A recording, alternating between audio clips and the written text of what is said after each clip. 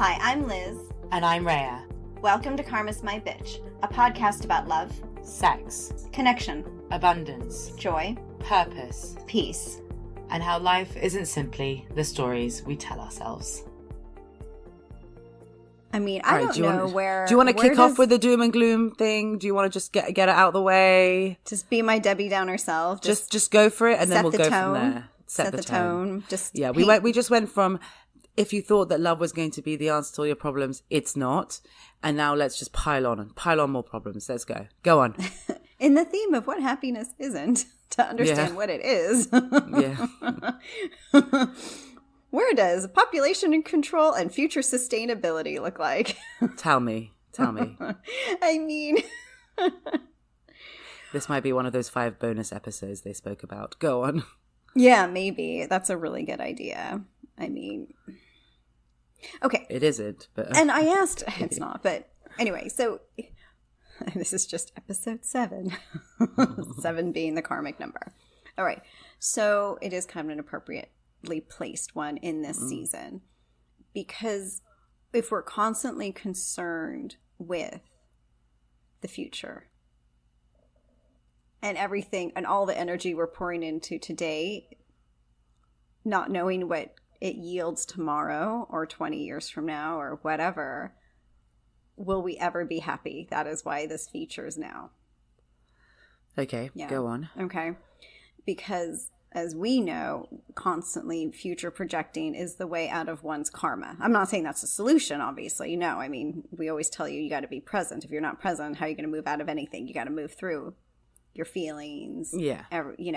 You've got to build up those pillars of trust for your foundation of love, etc. Right? Again, love is very important when you're in your karma. But if you are constantly worried about the future or concerning yourselves that with everything that you do today is somehow going to impact, most likely negatively tomorrow, you are really not moving toward happiness. I mean, it's just kind of obvious, no? I guess it makes sense because if you think about it, when you're going through your karma, right, which I guess is where happiness is not, yes, there you go. Similar. The way in which to do it is you just act, right? So you listen to what I call your heart, but which we have further clarified to be that deep feeling, right? It's not the knee-jerk reaction; it's the deep feeling underneath the superficial feelings.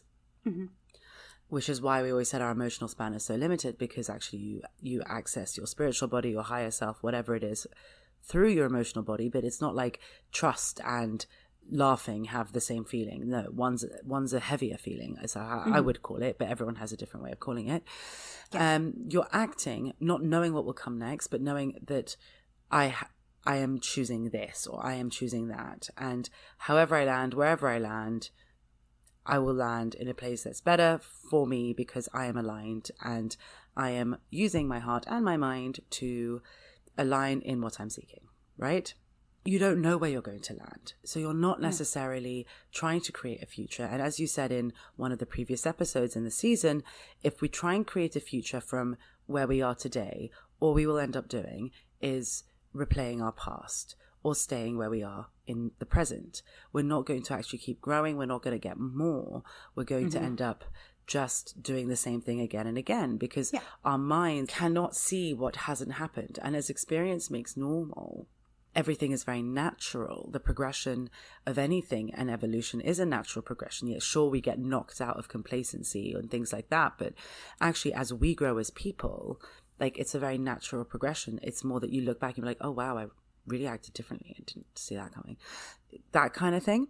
So if you're constantly coming from a place of I'm going to try and safeguard my future, you're just going to end up trying to create what you think is missing from your present rather than what your future could be.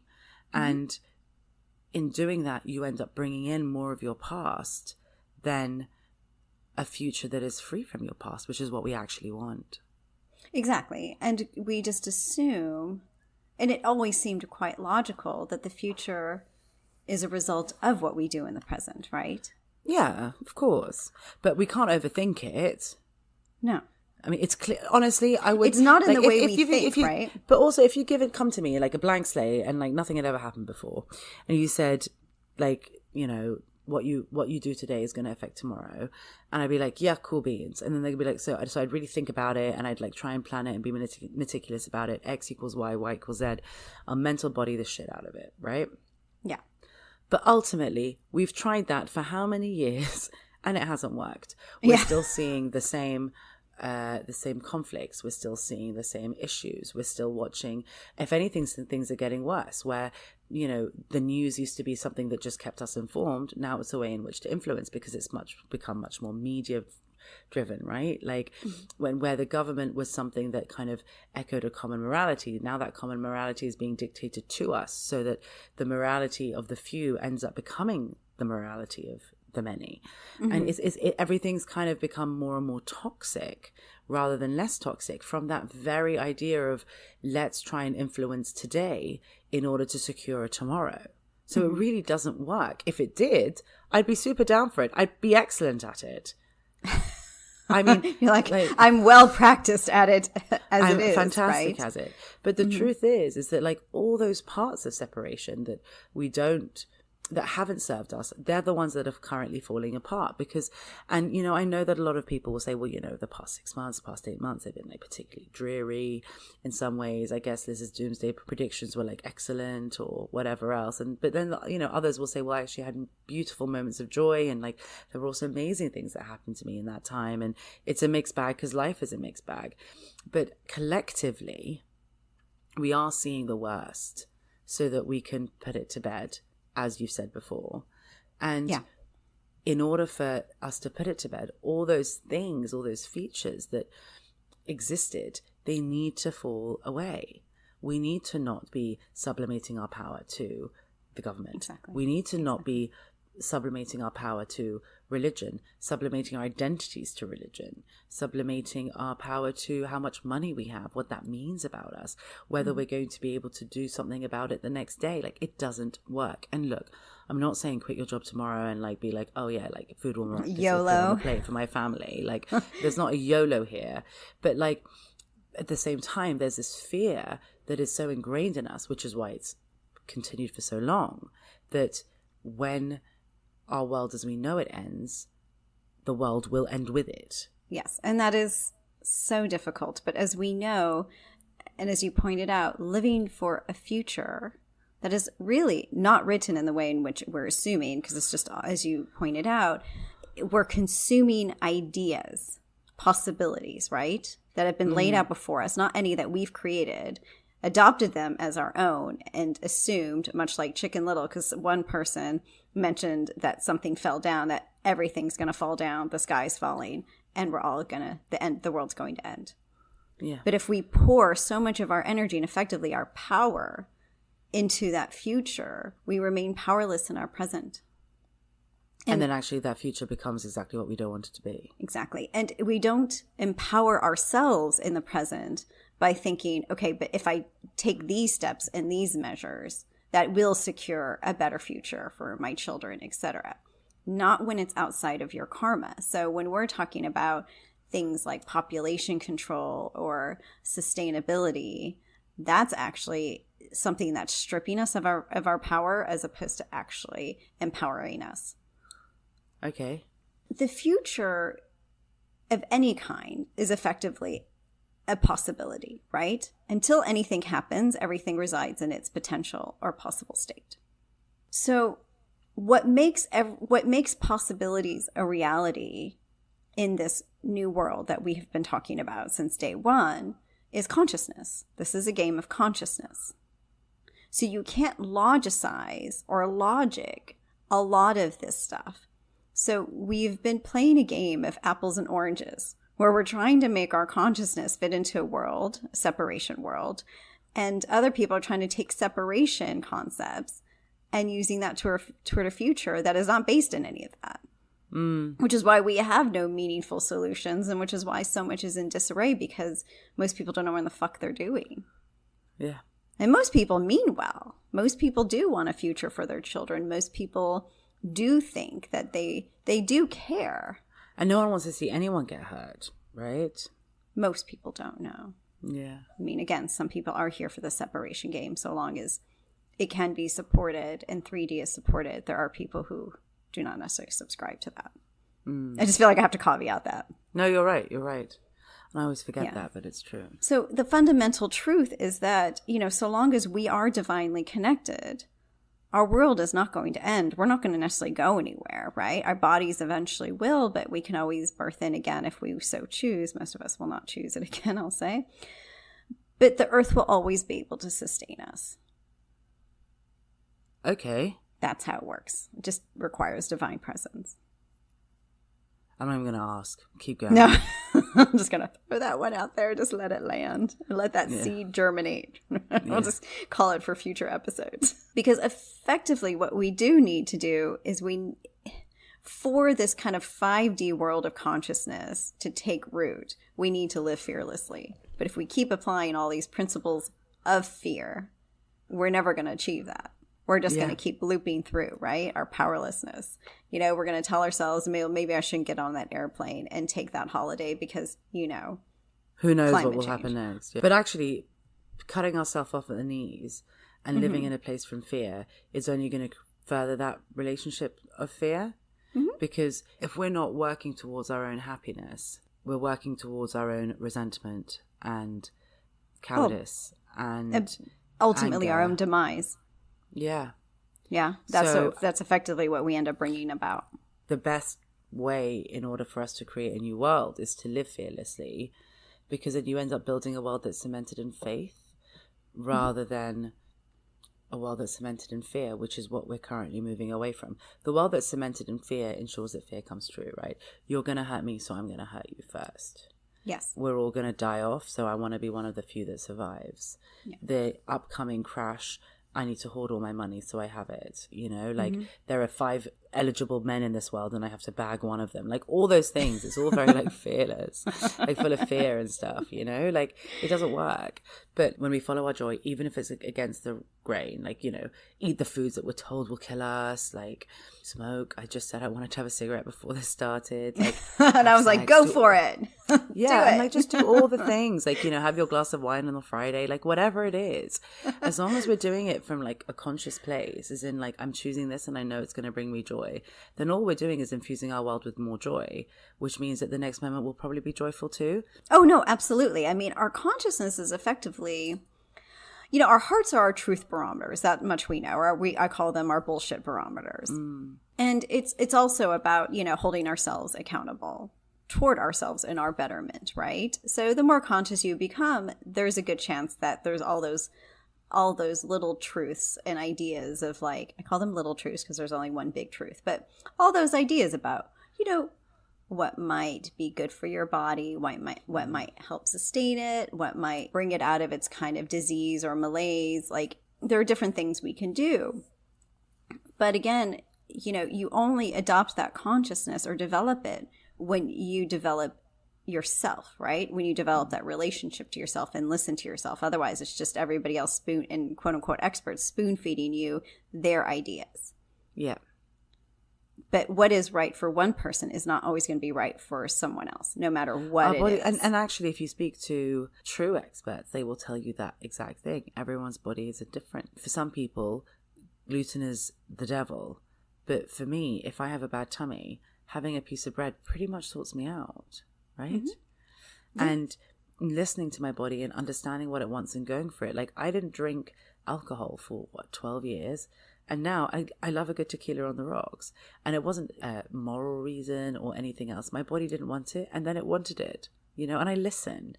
And so everything I do, I feel like it becomes a bit more of a harmonious relationship between the two. Exactly. And it allows stuff to kind of flow. Sometimes I'm just not hungry. Sometimes I need to drink in more water. I mean, definitely more water, but yeah. But in the end, no one's an expert in us individually. Only we can be that expert, right? Yeah. And until we can master ourselves in that respect, which is really mastering knowing ourselves, we're always going to be looking to somebody else and their quote unquote truth in order to adopt it, because we're disconnected from our own. And that disconnection, as you've pointed out, you're never going to really have that full-bodied connection and consciousness. But I think also the one kind of caveat I'm going to put in here is we are talking post-karma, post-ego, post-fear, all this stuff, right? Yeah, like, but we keep dragging them into these episodes in the beginning. I know, which is really heavy. Sorry. But like, no, but it's like, it's because when I think about it, it's like, I know what suits my body now because I'm not mired in a lot of shit telling me I'm not good enough. I am coming from a place where I know I'm good enough and I can make my own choices regarding my own life. Yeah. Right. And so then it becomes learning how to listen to my bodies, all four of them together, in order to be optimally operating rather than silencing three in favor of my fears and my ego. Then if you told me, I would have just eaten what the fuck I wanted. I wanted a burger because I wanted to eat my feelings. I wanted to not stop eating because I wanted to feel, I craved life. So I kept craving sugar. You know, like there was a lot of things around where I was unhappy that I was using, I was using to punish my body, if that were, because I was actually ultimately punishing the fact that I was even fucking here. But when you're talking about it from kind of like what we're talking about and like knowing yourself and listening, that's from a place of, I know I'm good enough to make my own decisions. The noise around me isn't noise. It's just something I can, you know, it's not so present for me in the same way. And I'm learning how to make my own rules for my own life, and each day they could change because the only rule is I will always listen to myself, and that's effectively consciousness, and that's effectively where we go from here. There's so much noise. But there's so much noise. Exactly. I was drinking water, which was what I just realized my body needed. Leave me alone. But there's just so much noise that makes it difficult to kind of sift through our own truth and our own knowing. Because again, unless you've gone through your karmic undoing process, all of this feeds off of your fears, right? And all of our concerns for the future. When people really think about future concern, they're really just talking about, is the planet going to be able to support us? You know, should I be having children? Because what kind of world are they going to be born into? That's what keeps people in fear, is just that kind of doom loop that they're suffering through. Where is this world going to end up and stuff like that? And it's going to be like this until about 2027, where we're going to be like disaster and Armageddon stories are going to be in our faces. And people are going to wonder, why would I want to bring a child into this world like that? Some might. Others might be very clear about what they want, and that's fine. But those who might find themselves on the fence might kind of find themselves or feel themselves a bit swayed toward not, you know. I mean, I remember there was quite a popular personality who was talking about AI and saying, if you haven't had kids right now, don't, because computers are going to take over the world and you're going to be screwed. And I remember asking, like, being like, you know, do I want to have kids, or are they going to effectively become computer fodder? You know, like it was one of those things that people were saying, like, we've come to a point where you should consider having kids or not, because the computers will take over the world. But so how do we... Not having children is certainly going to ensure that they're going to take over the world, huh? Yeah, because there won't be any children. But, exactly. I'm like, well, that's one way to look at it. That's true. But how do you deal with the future concerns like that? Well, you do two things, right? You become purpose focused as opposed to future focused. And we have banged on about purpose in season 1, because that's what grounds you and allows you to discover your divinity. And that divinity is that profound sense of divine empowerment. And that was what the previous episode was, even though that could have been a 2-second episode to make that point. But anyway, go on. It was really important because it did bridge to these next episodes. Yeah, they always have that reason. So I guess that makes sense. It gives us adequate focus on the present and near future, which then allows us to see possibilities in the future, and that breeds hope.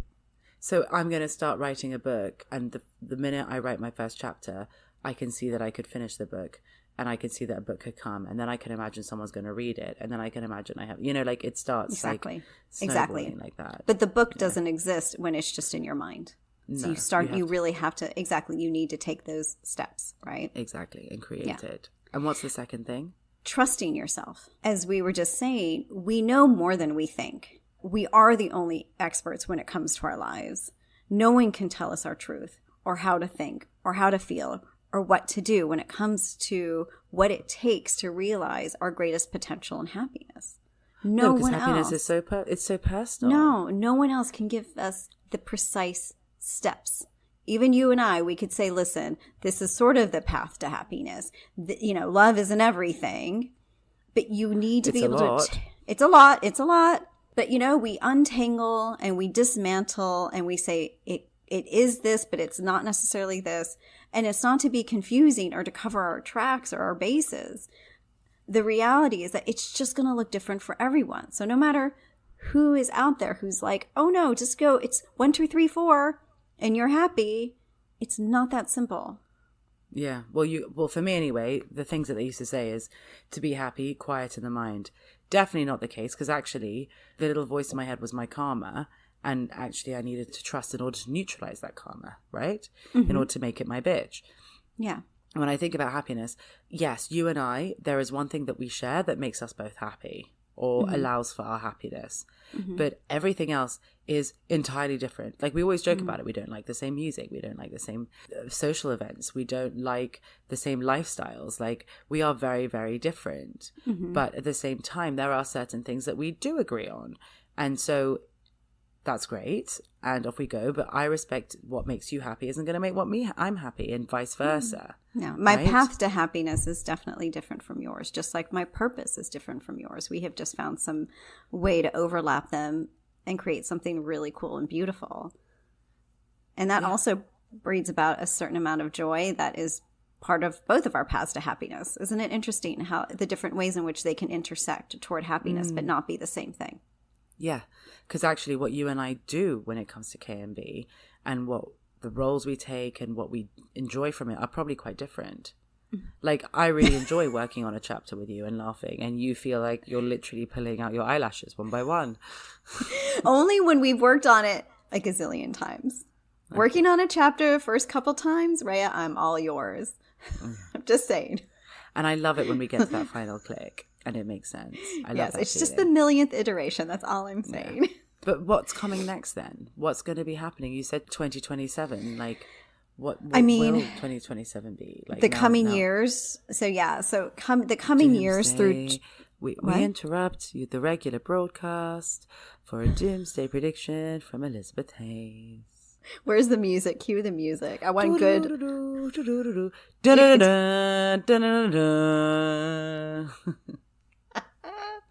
Thank you, Rhea, for that incredible introduction. The coming years through 2027 and into 2028 they will ultimately challenge what we know and believe versus what we're told by seeing and believing. I thought that everything would be done by 2026, so I'm a bit like, oh, fuck me. There's more to come. There's always more to come. And not because the goalposts are moving. It's just because we're able to see, the more conscious we become, the more layers we get to see. So those timelines are actually very true. But what we're looking at is the surface layer of separation and the disillusionment when we see how false so much of it was, right? Is this going to be our lifetimes? Are we ever going to be in a place where we're like, oh, wow, there's no more separation in the world? No, I don't think so. I think we'll still see separation, but certainly not in the same way we are now.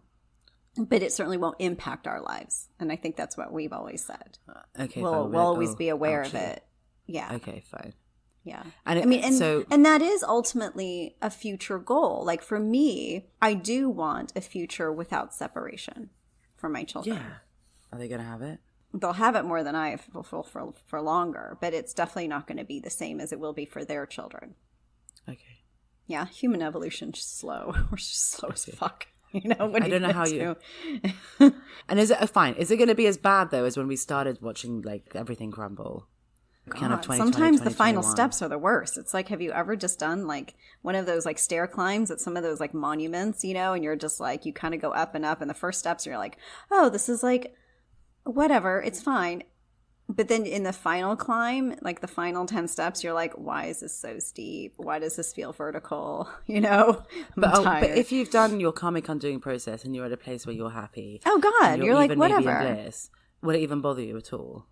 Not so much. I mean, if you have a heart, you might just feel a certain amount of empathy for people because you know that it's a sort of suffering that you wish they wouldn't have chosen. And that's just not some easy spiritual deflection. I feel for everybody. But Well, I think don't it's because feel for everybody, if that makes sense. of the way you put the intonation on the "for." But Fuck off. but no, You know because what? It's fair because I was being a little bitchy this morning, so that's fair. It's You can fine. like I get to be bitchy back, but look, it does make sense because at the end of the day, when I look back at like the first couple of years of this, like the 2020 onwards, you know, we were being told to believe one thing, and fear was being used to manipulate us and control us and make us. Oh, it's total make us do psyops. things. And it's still happening. It's still Oh, happening. yeah. We're still under 2023, psyops. 2024. Like, it's crazy. Like, and you can see it but the difference is, and I noticed this today, weirdly, I was like looking at all the headlines of all the papers, and I was like, but I know these to not be true from my own personal experiences. So why am I seeing this, you know? And like, then I worry because I'm like, how many people are believing this? And then I think to myself, well, the truth is that I've had to make choices again and again and again to choose my reality over what other people want me to believe in order for me to be subservient to them. And I know other people who are too complacent to do that because it was easier to just listen and agree and stay in a life that sucked, or at least live in a world where life sucks and then you die. But I chose to be like, well, if I chose to live, then I chose to live a life that doesn't suck. But the more and more, it's almost like things have to get louder in order for some people to really hear it. And it hurts because I don't want things to be so loud for people. But at the same time, we have to see where we're giving our power away. Exactly. Otherwise, we're never going to have it back. And this world and all its potential and all its beauty and all its magic and all its harmony is being foregone for the power of a few that are manipulating fucking everyone else. Yeah. And the only way you can stop them manipulating you is by listening to yourself and choosing yourself, being honest with yourself, being faithful to yourself, and actually hoping for the best and taking those risks and pushing yourself to listen to yourself and seeing what happens next. Because often you don't fall on a bed of thorns when you're jumping and you've chosen to jump.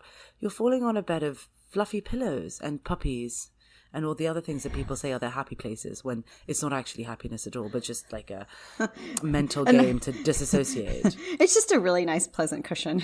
It's like a little mental safety net, right? Exactly. And having children ultimately is the greatest expression of hope.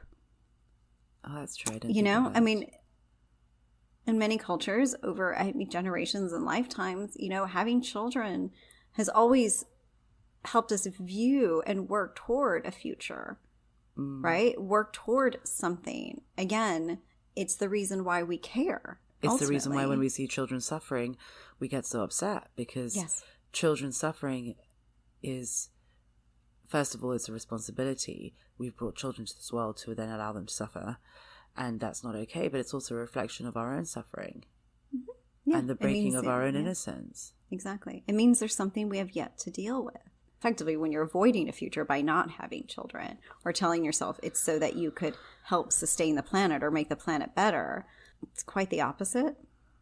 Well, yeah, it's just giving up hope. Yeah.